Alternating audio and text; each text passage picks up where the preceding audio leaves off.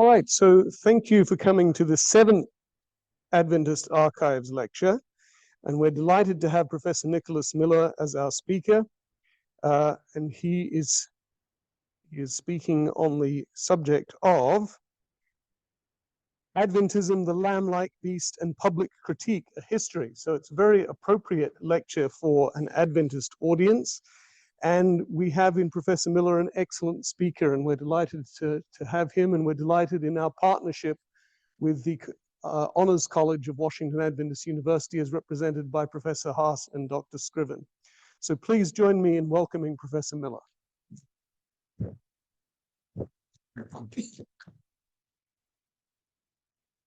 Good.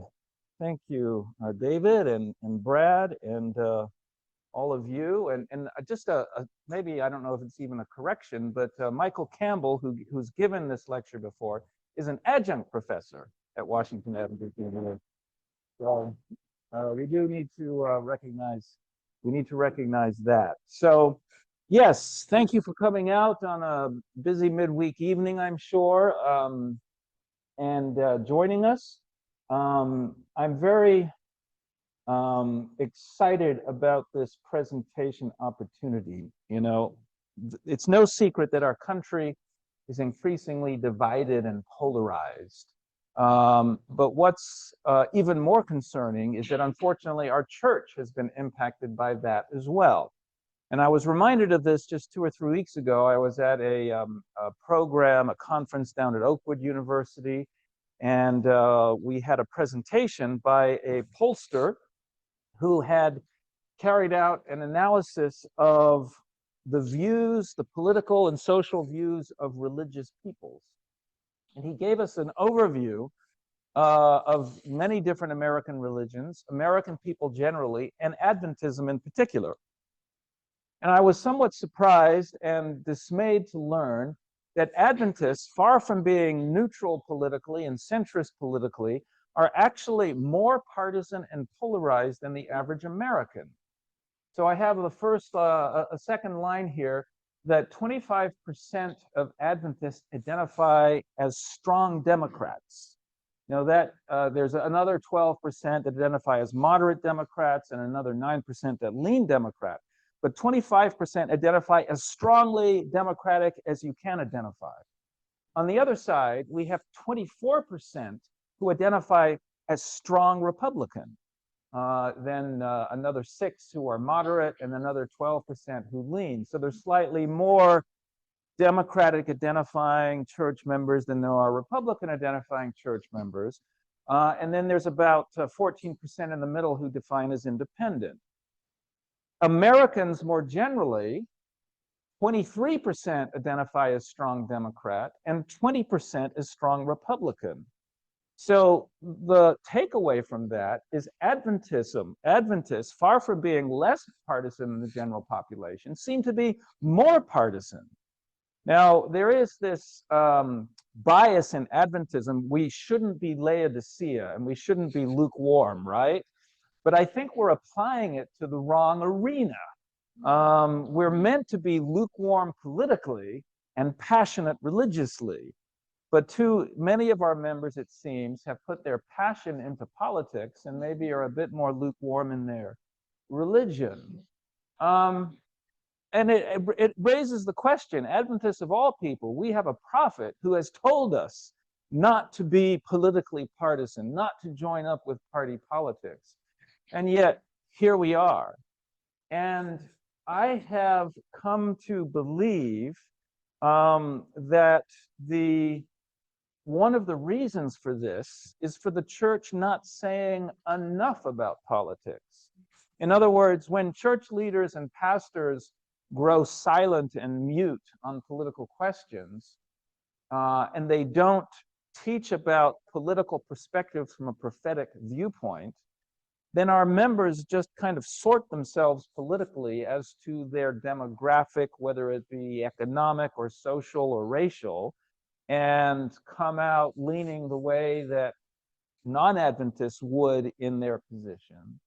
And I became very interested in as I became more aware of our prophetic teaching about Revelation 13 and the Lamblike Beast, which we had discussed a little earlier here, that there was a very robust teaching about the two horns of that lamb and what they represented.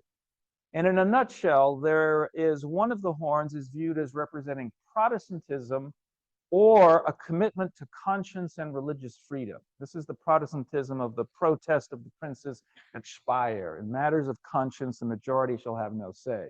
Now, that particular teaching we've kind of kept alive reasonably well, though we tend to focus on Sunday laws and how that will violate this important teaching. But the other horn was identified by our pioneers as republicanism. And many Adventists don't really know what that is. It sounds vaguely like the Republican Party, but it wasn't. It's a form of government that Lincoln succinctly put it, a government of the people, by the people, and for the people, a rule of law, a protection of civil liberties, a basic equality.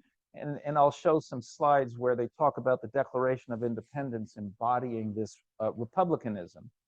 But it was an approach more broadly to issues of civil and civic and public importance that went beyond pure religious liberty in church and state. And as I came across some articles in some old Review and Heralds, it became clear that Adventist leaders were willing to speak about a range of what we would call to be political issues, but which they viewed as part of their prophetic outlook. And as I began to see the range of issues that they spoke to, I began to realize that they spoke about problems on the left and problems on the right that would help Adventists avoid going to the kind of extremes that we've gone to today. So what I decided to do was to sit down and more systematically read through or search the archives of the Review and Herald to see what kinds of things we spoke to and how that changed or modified or evolved over the years. Here's kind of a little summary at the beginning. I found about 95 references where I could find Republican exclamation mark with lamb, right? And this would help me focus in on where this topic was discussed in the prophetic context. And 87 of those references occurred between 1851 and 1916. So there was about 1.5 major articles a year on this topic and the importance of republicanism in the prophetic context. After 1916, and we'll talk more about the significance of that date, I came across only about 8 articles in the 100+ years from that time to the present. An average of one about every 14 years. So you can see a dramatic change in our willingness to talk about that topic, and a reason that our church members may have lost a sense of our prophetic identity. Let me pull my paper up here. So the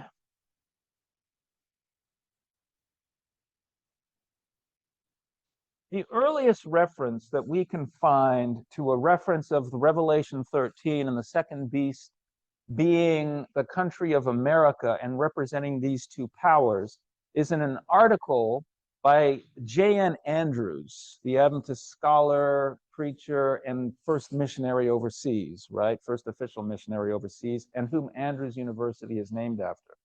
He wrote a kind of seminal, groundbreaking article in 1851, Thoughts on Revelation 13 and 14.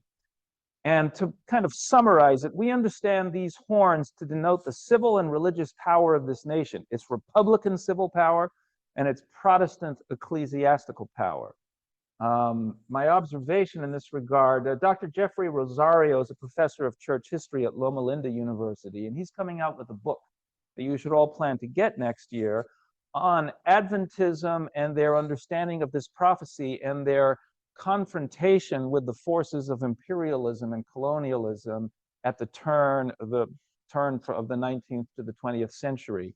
And he also identifies this article by J.N. Andrews as the first one, though both of us were aware that John Wesley, writing in 1754, almost 100 years earlier, on the second beast, and of course this is before the Constitution and the Declaration of Independence, he says there's a country coming and it's on the horizon and we don't know what it is yet, right? So here's Wesley talking about this happening.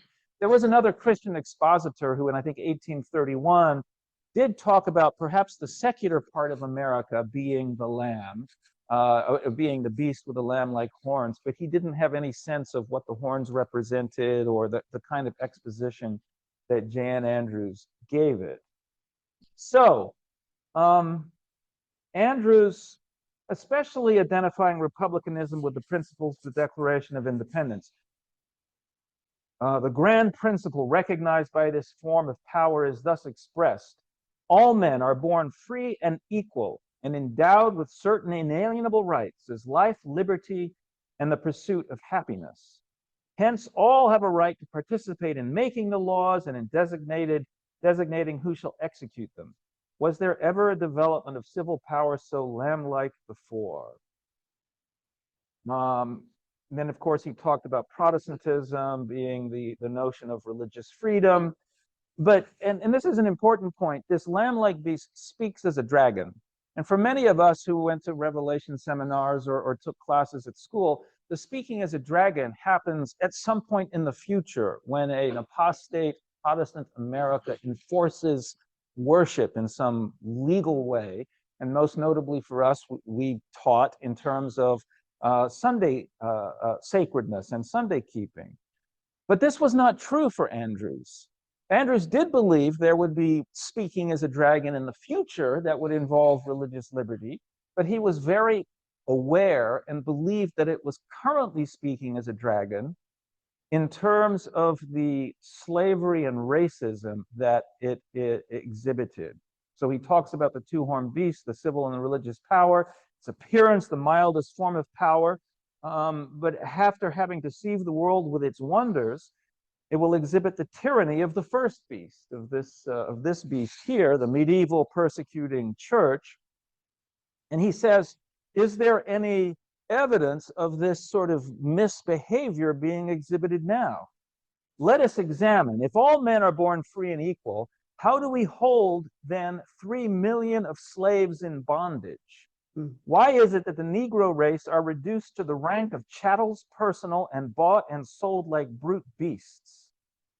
And then, if the right of private judgment be allowed, why then are men expelled from religious bodies for no greater crime than that of attempting to obey God in some thing wherein the word of God may or may not be in accordance with their creed? It's kind of funny there because he's referencing the private expulsion of members of churches, which I'm sure he would hold that the Adventist church eventually has the right to do. But at that point, we were very kind of anti-creedal. So I'm not sure his second example holds up very well over time. But his basic template, his examination and identification of this, and again, not lamb-like beast, beast with lamb-like horns, being America, because it comes up at the time of the end and between the French Revolution, 1789, and the Pope going into captivity in 1798. What constitution is founded during that period? Ours. And these two horns, the separation of church and state found in the First Amendment. And this very powerfully took hold, and it began to be the basis of, as I've suggested, many dozens of articles that come forth over the coming years. The next year, James White basically repeats this explanation that Andrews has given and cites and quotes quite copiously from Jan Andrews' earlier article. Uriah Smith, another great Adventist name who writes the Daniel and the Revelation, is so inspired by this that he takes his hand at kind of Miltonic verse, and he writes a very lengthy poem, and I can't say that most of it even begins to measure up to Milton's Paradise Lost, but there is a section in it on the lamb-like beast and slavery that I think is quite stirring, and I want to share that portion with you. With two horns like a lamb, a beast arose. So with two leading forms, a power has risen. Two fundamental principles than which in all the earth none can be found more mild, more lamb-like in their outward form and name. A land of freedom pillared on the broad and open basis of equality. A land reposing neath the gentle sway of civil and religious liberty. Lamblike in form, is there no dragon voice heard in our land? No notes that harshly grate upon the ear of mercy, love, and truth, and put humanity to open shame? Let the united cry of millions tell, millions that groan beneath oppression's rod, beneath the sin-forged chains of slavery, robbed of their rights, to brutes degraded down, and soul and body bound to others' will. Let their united cries and tears and groans that daily rise and call aloud on heaven, for vengeance answer, let the slave reply, O land of boasted freedom, thou hast given the lie to all thy loud professions, fair of justice, liberty, and equal rights, and thou hast set a foul and heinous blot upon the sacred page of liberty. And whilst thou traffickest in souls of men, thou hurlst defiance, proud, in face of heaven, soon to be answered with avenging doom. Pretty dramatic, pretty stirring, right? It kind of makes me proud to have this man as part of my ideological heritage and roots. He was willing to stand up and call out this terrible evil and really predict the Civil War, right? He saw a great calamity coming that would, for which this oppression would be paid. So there were follow-on articles over the years. I don't have time to mention them all. I talked about the lack of horns and the lack of crowns. And this isn't a good picture. There's a better picture here. The horns that are on this beast, all we're told have crowns on them. And Brother Frisbee in 1853 wrote a letter about the lamb-like horns don't have crowns. And it's true, there's no mention of crowns. Horns are a symbol of government or power. So these two lamb-like horns, not crowned, should show them to be republican and not kingly, right? They're not monarchical. He also mentions the bondage of slavery as being a fulfillment of the dragon speech. It also talks about this beast bringing fire down from heaven. And he talks about Benjamin Franklin bringing the lightning down and harnessing it as electricity. Can you imagine what they would do with the nuclear fusion and the nuclear bomb, right? Literally, the fire from heaven, the same processes that take place in the sun take place in nuclear fusion, which, of course, we know which country originated. Later on, there is an article on just headed politics, right? Of course, Adventists aren't involved with politics, but this author in the review, and this is writing in about 1856, wherever and whenever these principles appear, every Christian knows or should know which side he is on. He is with temperance and not intemperance, Protestantism and not Catholicism. And kind of this is shorthand, not for Protestants and Catholics so much, but for views of church and state, where Protestantism would stand for the separation of church and state, Catholicism for the medieval view of church and state being together, freedom and not slavery, republicanism and not tyranny. These principles are essential elements of religion, and whoever is not sound on these forfeits his claim to the title of Christian. That's pretty strong, isn't it, right? These are public policy positions after all, but they see them as so tied to prophetic and biblical teaching that they are important to the Christian. The class of politicians which is supported by justice, humanity, and truth, so far as actuated by these principles, is entitled to our sympathy. But something very interesting, he seems to reject formal political involvement. He said, to the question why we do not vote with our votes and influence labor against the evil tendency of the times, we reply that our views of prophecy lead us to the conclusion that things will not be better. The two-horned beast will speak like a dragon. We do not therefore feel it incumbent upon us to labor in this respect, either to hasten or retard the fulfillments. God's purposes will surely be accomplished. Now, I have to admit that it's sort of fashionable in Adventist academic circles to say, all our pioneers were social activists and social justice warriors. And I think we also need to acknowledge now there was this kind of ambivalence. They saw the evil and they spoke against it, but some of them felt like there's not enough time. We just have to get ready for the second coming. But not all of them felt that way. And even those that did changed over time, right? They expected the Christ to come in a year or two, and it didn't. And so they moved on. But we have to say that they lived in the tension between the coming kingdom of God and the kingdom among them.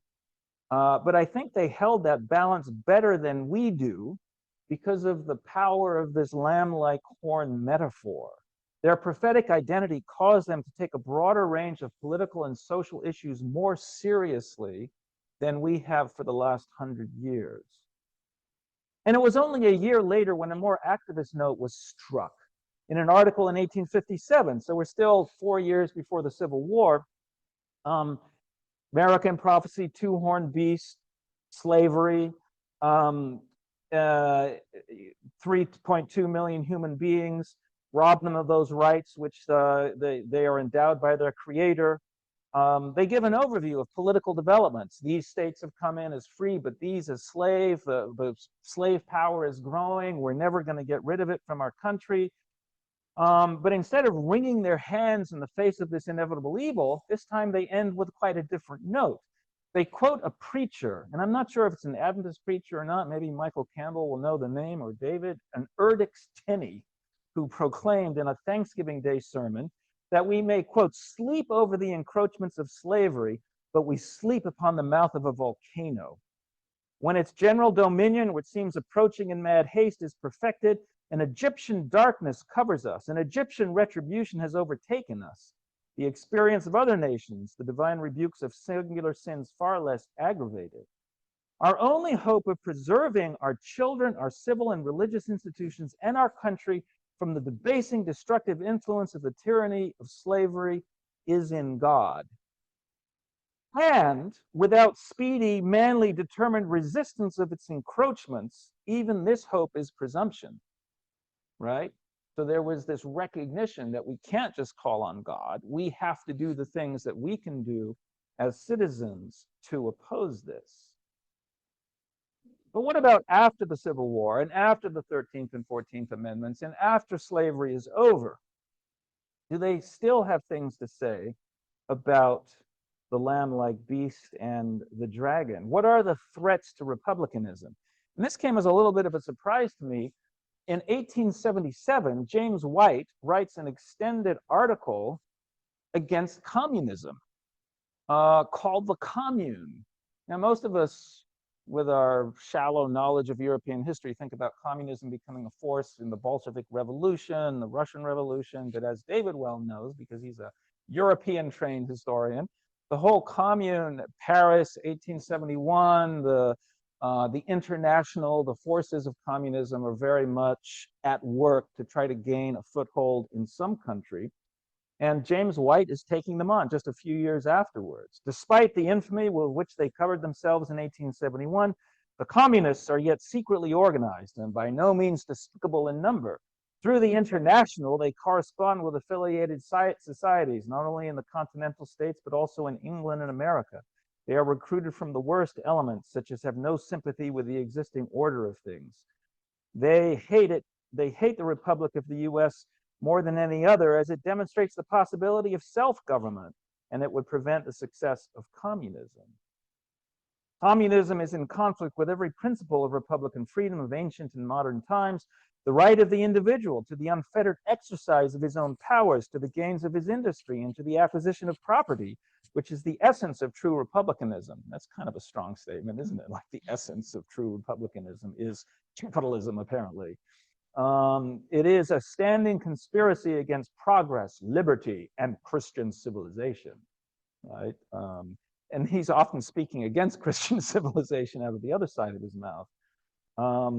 2 years later, the editorial board of the Review talks about France passing a ministerial crisis, and Republicans seems stronger than ever. James White, in 1879, takes aim against the demonic purposes of the advocates of the doctrine of modern socialism.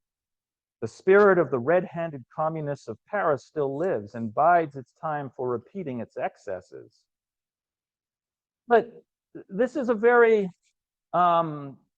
flexible artillery piece, right? We've gone after communism and socialism here, but 5 years later, or 4 years later, the editors pivot to what appears to be the opposite target, that of extravagant capitalism. In an article entitled Caste in America, the editors comment on the conditions of unparalleled luxury and extravagance into which a certain grade of society is fast falling. They argue that the systems of taxation and the corporate privileges have given the evil of undue accumulation in the US a growth not dreamed of elsewhere in any land or age. They took aim at big business and corporations. Corporate privileges combine and perpetuate an amount of wealth and power which far surpasses in all efficiency all the devices of the rich in other lands, which have taken the form of class legislation. It is not a pleasing situation from the point of view of republicanism, right? So they had lauded private property and ownership against communism, but it didn't mean that they were like applauding unrestrained free enterprise and capitalism, and they saw the problems that went with that. Moving away again from their like everything is going to hell in a handbasket and there will be no improvement, in 1889, they argue that America is becoming a kind of model for the world, that the American election is being followed with great interest in England and Europe. And why is it? Why is Europe and England so interested in this?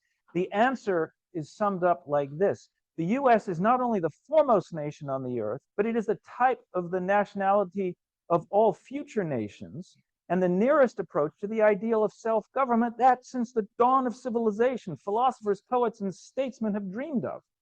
A century of republicanism has done infinitely more to dignify citizenship than the 1,000 years of monarchy and imperialism that make up the history of the old world. There seems to be a bit of a newfound spirit of optimism, that American republicanism, maybe not just a good thing here, but in influencing and affecting and making people freer everywhere. But of course, they can't get too optimistic because they end by saying, and of course, America is about to dash this experiment into pieces by the pending Sunday law legislation and these, and again, the horn of Protestantism is going to be undermined. We talk about the rise of socialism in Germany, that bemoan the destruction of the national character that the impending Sunday laws will bring.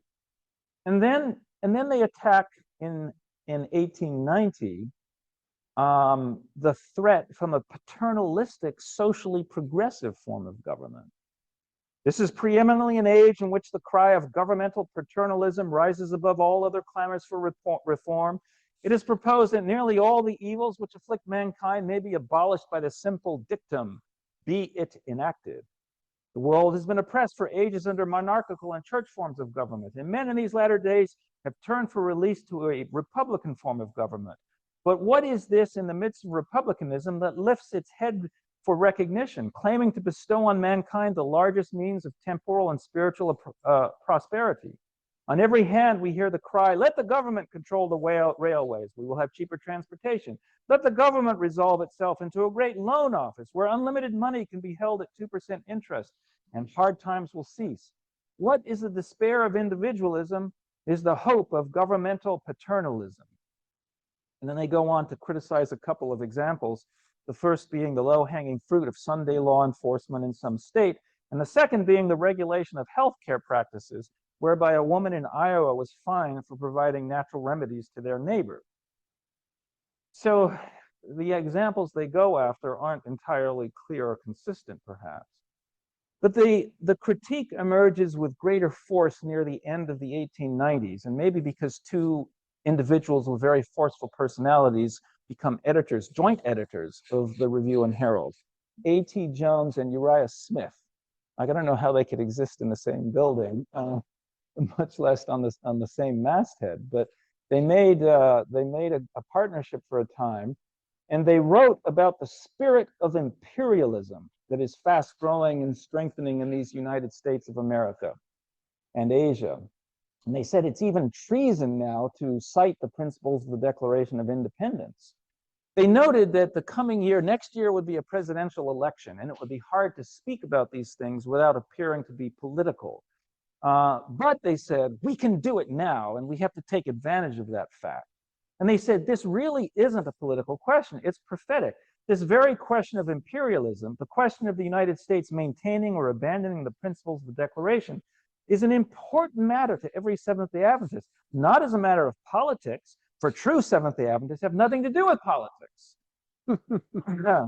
Maybe they should have said political parties, because a lot of this is clearly politics. They went on to bemoan the fact that while Adventists often raise the issue of Protestantism and religious freedom, they largely ignore this other horn.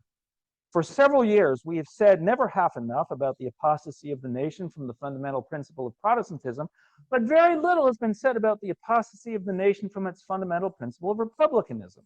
Yet this is a truth, as really is the other. And now, just now, the fact pointed out in that truth is being worked out before the eyes of all people. And for months past, it has been so. This apostasy is going steadily on in the presence of all. All people are interested in and are discussing daily the national movements that mark this apostasy. But how many of them see in it the word of God? How many of them in it see the prophecy? How many of them know that there's any word of God in prophecy on this subject? Those words have been written this year, perhaps? I think I've got this as a quote on the slide, yeah. How many Adventists are telling them this and showing them the word of prophecy? Yet they urge, Seventh-day Adventists are here for that very purpose. Seventh-day Adventists profess to know these things. Our profession proclaims that we know these things. Are you telling the people? Are you pointing out to them the true significance of the things which they all see passing as the days go by? Is it possible that Seventh-day Adventists didn't even know this? That they didn't understand the implications? This concern was very much on their mind. And this is the quote I have here. And are you thus letting pass by to be lost forever this great time and mighty opportunity to deliver the message which God has given to you for such a time as this, and which is the very substance of your name and profession as a Seventh-day Adventist?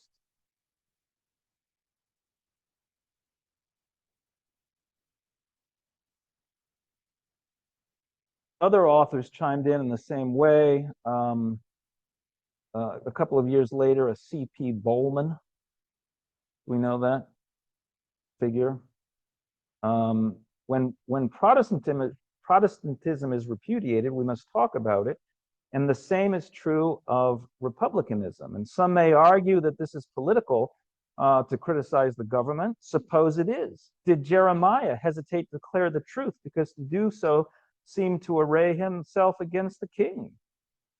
The time has come when not only every Seventh-day Adventist minister, but every Seventh-day Adventist as well should understand these principles and be ready and able to speak on all proper occasions in no uncertain terms, whether men will hear or whether they will forbear. We must speak to the churches and of the churches, but we must also speak of the government. He talks about the thing that had got Uriah Smith and A.T. Jones worked up was American involvement in the Spanish-American War, which involved an attack on foreign countries that Adventists and other religious leaders felt were justified by the fact that they were attacking non-Protestant / Catholic, non-Protestant, Catholic, and animist non-white individuals in the Philippines and in the other aspects of the war. And it was justified on these grounds. This is a repudiation. If in these things republicanism has not been repudiated, it is difficult to imagine how it could be done short of the actual establishment of a monarchy.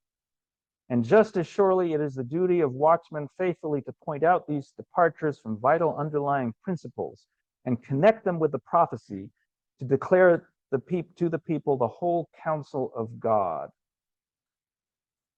There was in 1905, they were focused again on domestic financial inequality, the concentration of financial powers. It is evident that such a concentration of power gives to a few men control of the destinies of American business, constituting these few men the real rulers of the country. Apparently, they had, can you believe it, a few very wealthy billionaires that controlled like 90% of the money. I can't imagine that ever happening, but they thought it was a really bad thing for Republican forms of government. An interesting article that may be slightly off the topic here, but important, I think, for current discussions. They had an article on legislation which would outlaw polygamy. Marriage, equality, anyone? They had a very interesting distinction. And in fact, they said this, you know, the Mormons, of course, are the target here. They're promoting polygamy and arguing that it's their religious freedom. This is something they feel convicted of under their spiritual teachings. But for the Review and Herald team, they saw it differently. They believed there were good civil grounds to protect and define marriage as being between one man and one woman. But they were also alert to the fact that such legislation could be used to advance a religious agenda. So they were very careful and nuanced as to how they approached it. Seventh-day Adventists do not oppose an amendment for the suppression of polygamy in this country on purely civil grounds. The government could protect traditional marriage through law.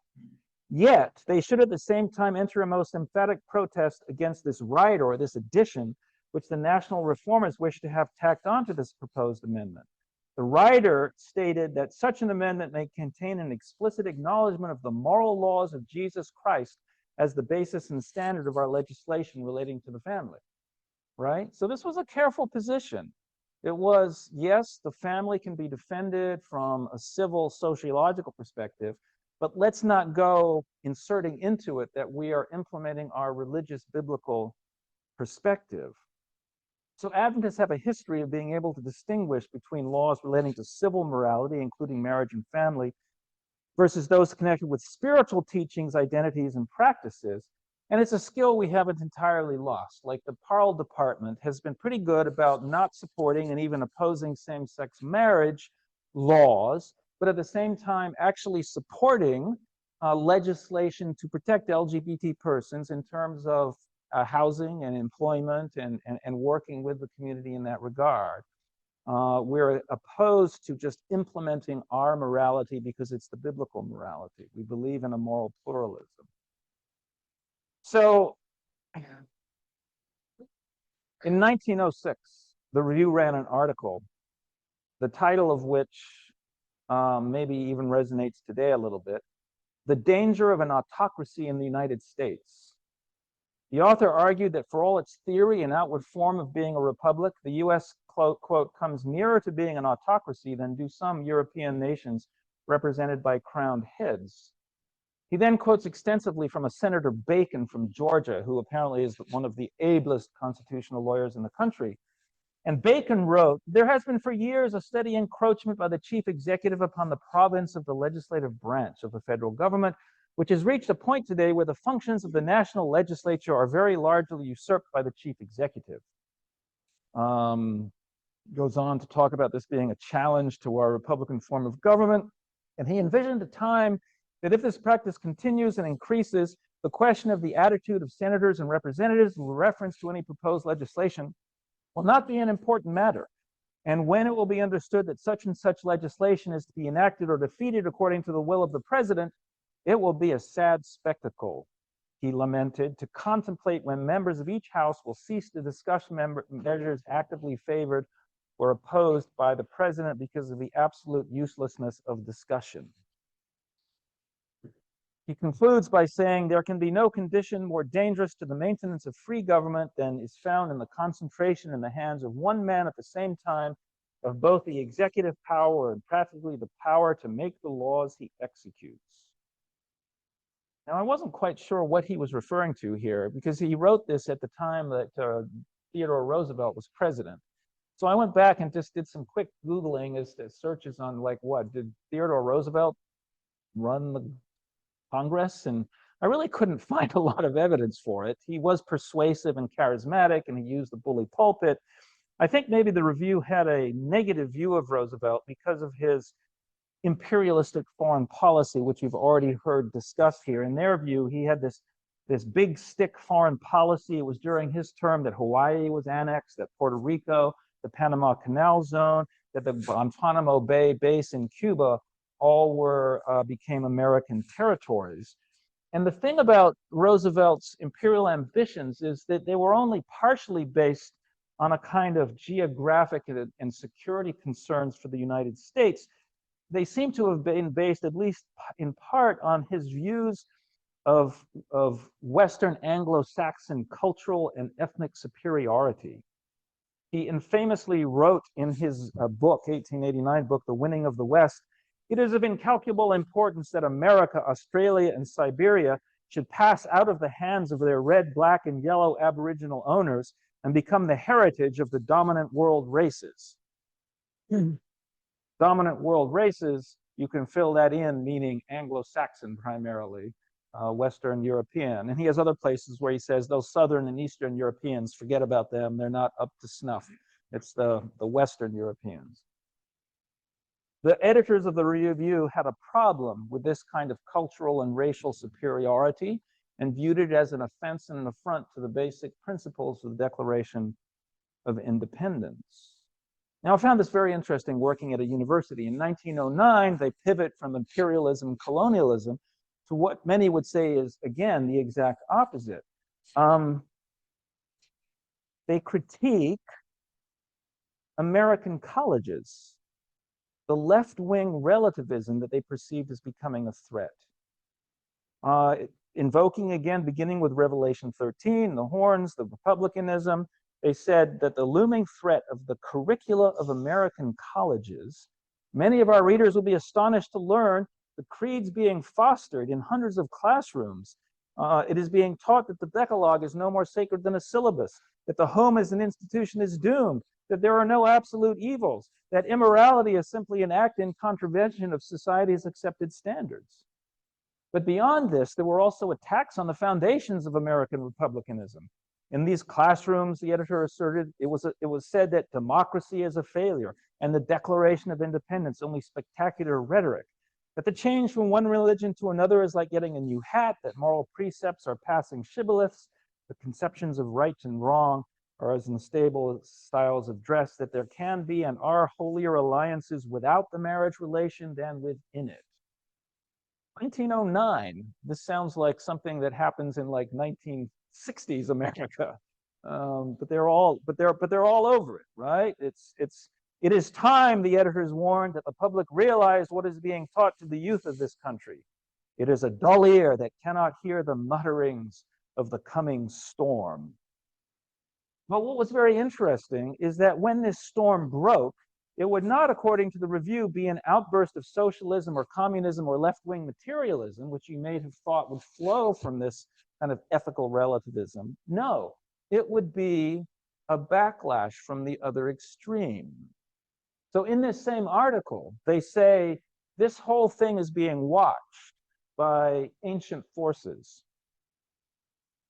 They quote from a Roman Catholic newspaper editorial, which declares, quote, "There has never been a period in American history when the church's opportunity has been so close to her. Protestantism is disintegrating before our eyes," right? In the colleges where this relativism, ethical, mainline Protestantism is going down this liberal pathway. "The moment is ripe to build a Catholic America, broader and stronger and nobler and truer than any empire the world has yet seen. And strong men are now laying the foundations." Have you heard of Catholic integralism? I know there's a man here who teaches at a Catholic university. The belief that we should return to a relationship where integrated the church and state as it used to be in the good old days of the golden era of the church, as Dr. Sandtrack can tell us about. those days, Catholic integralism is a position held by many intellectuals in the United States, including some at some of our Ivy League schools, and including the vice president of our country. So this is not an idea that has gone away.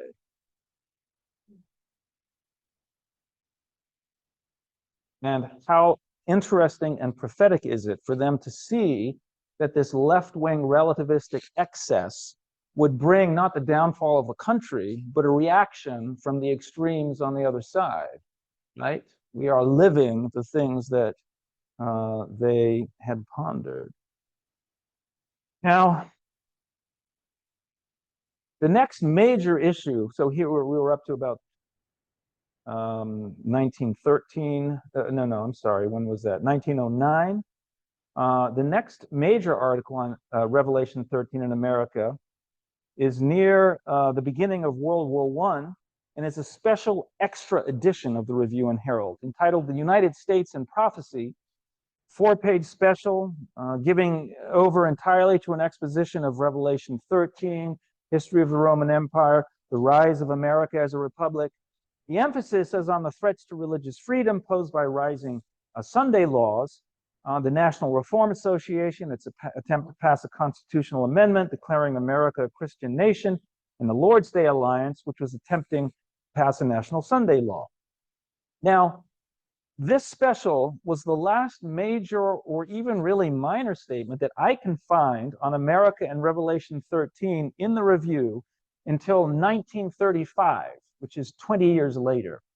And here's where Kevin Burton, who's my colleague at Andrews University and a director of the Center for Adventist Research at Andrews University, and he is coming out with a book in the coming year where he's publishing his research showing that during World War I, the government took quite a strong interest in various religious groups, and especially us. We had significant German population, German-speaking population in our country, so that we literally had whole seminary here that was taught only in German because there were such a large number of German immigrants. So there was kind of suspicions aroused about our strong ties with the German-speaking community and our ties with Germany. And there were concerns about our teachings regarding this lamb-like beast that was speaking as a dragon. It seemed somewhat unpatriotic. And this story is going to be more fully told by Kevin in his book, but I've heard excerpts from it of FBI agents interviewing Adventist publishing leaders and officials and warning them, and even book plates being taken and destroyed. And there was sort of an agreement reached that Adventists would emphasize the religious liberty aspects of this beast and emphasize their concerns with Saturday and Sunday. And as there wasn't a national Sunday law, there were still some at the state level. This was something we could kind of safely put into the future and wouldn't be seen as a present attack on the government and its policies. And so you begin to look at art and material after that time and writings after that time, and we largely move away from talking about it altogether, at least as far as I can find in the review. But when we do talk about it, we talk about it almost purely in terms of the Protestantism horn. Now, we do quote Ellen White, and she always mentions Protestantism and Republicanism. She doesn't, it's there, you can't erase it.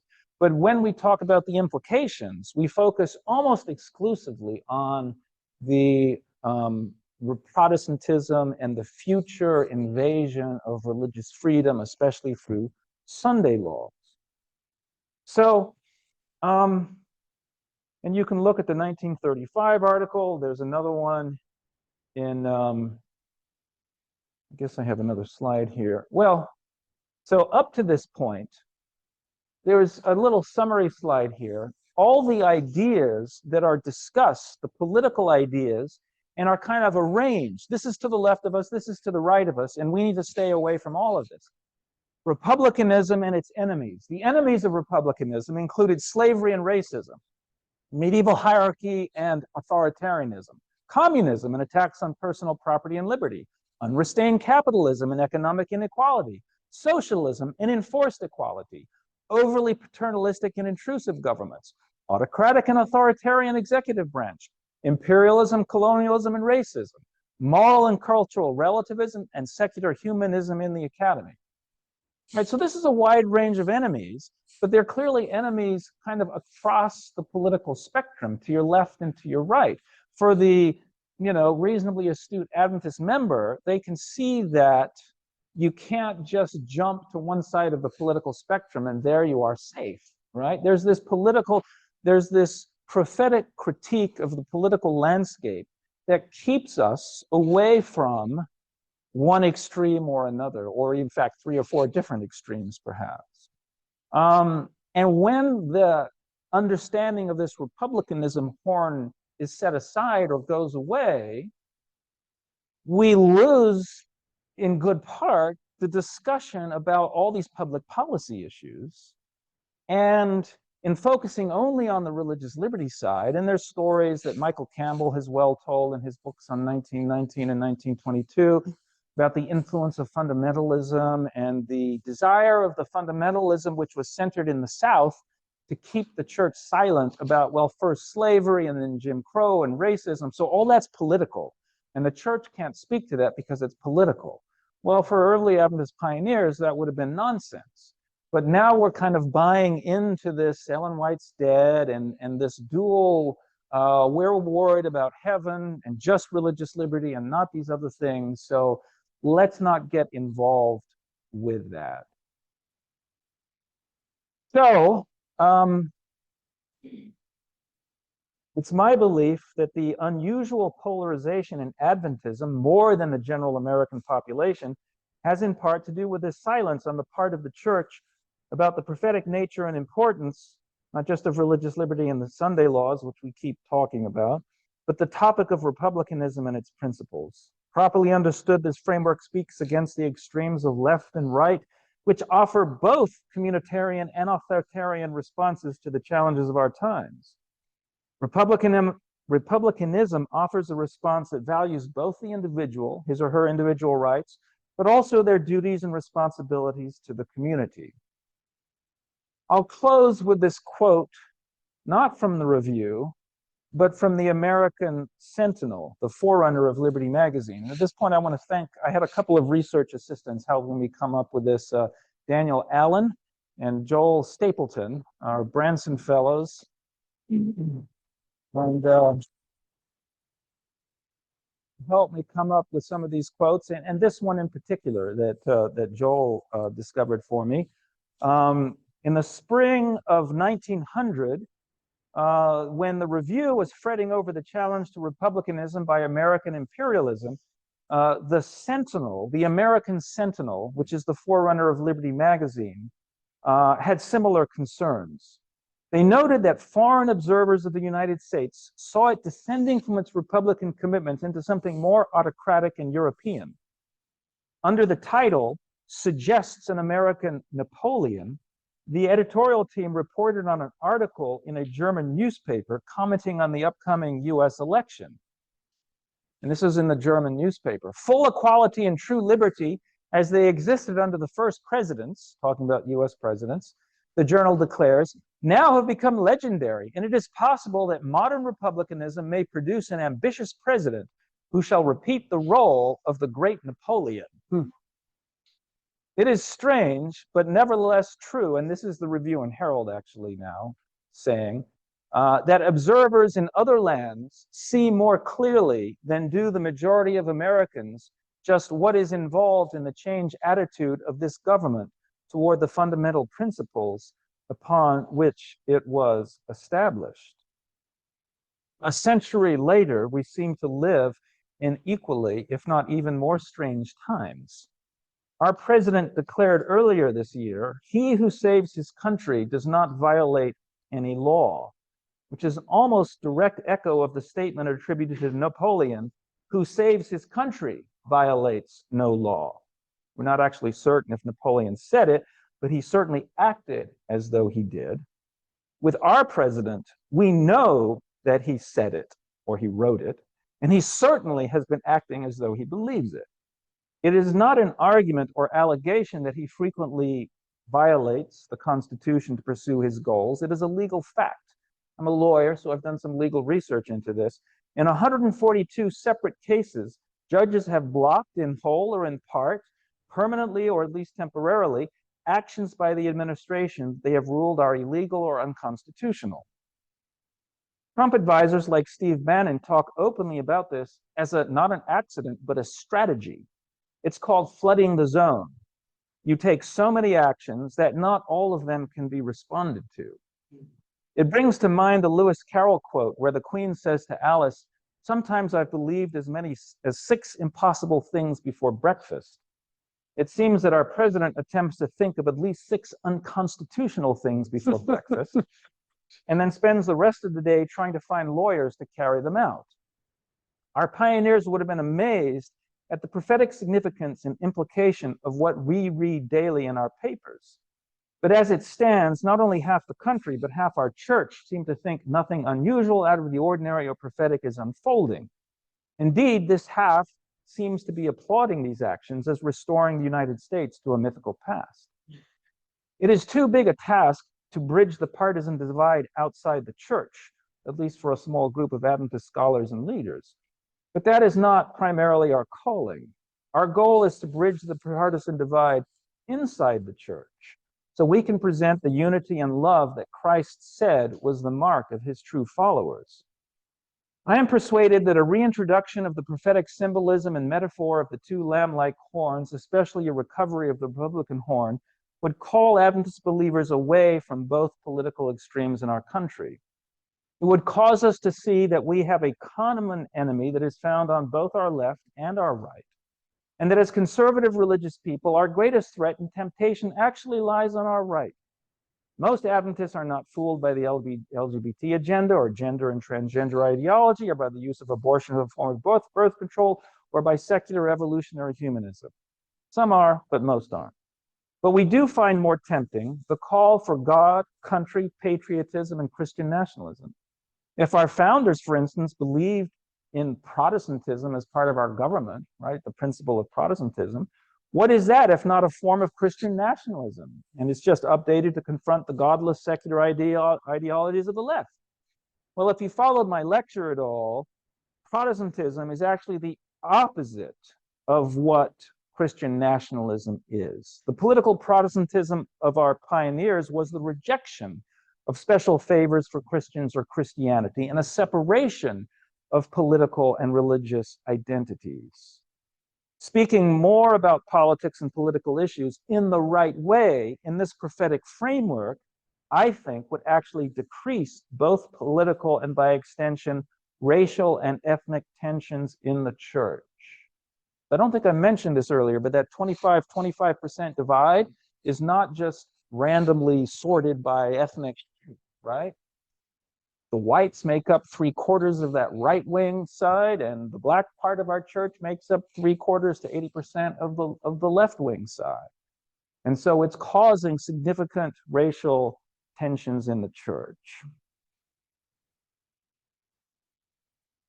Doing this in the context of the history of Adventist prophetic belief and identity would, I believe, draw the conservatives of the church into the conversation, because they take seriously, at least ostensibly, our prophetic heritage and teachings, even though they're ignorant for most part of these aspects of it. And it would give progressives a new appreciation for our prophetic heritage and identity. It shows we're not just yelling about Sunday laws and Chicken Little, the sky is falling, and the Sunday laws are on top of it. But there are many other issues of moral importance that we could and should be speaking to. But we have to go back also to Revelation 5. The beast with lamb-like horns is an echo. Wherever you find lamb in Revelation, it is who? It's Jesus Christ. And we see the lamb with horns in Revelation 5. And I've often wondered, well, how do we, 2 horns, Protestantism, Republicanism? Seems nice, but a little arbitrary, perhaps. But more recently, I've done a Bible study, because now I'm teaching the class, of Revelation 5. And it becomes clear that connected with that lamb are certain leadership principles that actually show that our republicanism is a dim reflection of the kind of government that Jesus runs with, by, and for his people. And with that foundation, we would discover that the republicanism we understand here is a dim reflection of the remarkable government of the Lamb, the one who gives himself for his people, rules with his people, and is acclaimed, loved, and worshiped by his people. But that is a presentation for another day. I need to bring this one to an end and entertain your comments and questions, and so I will.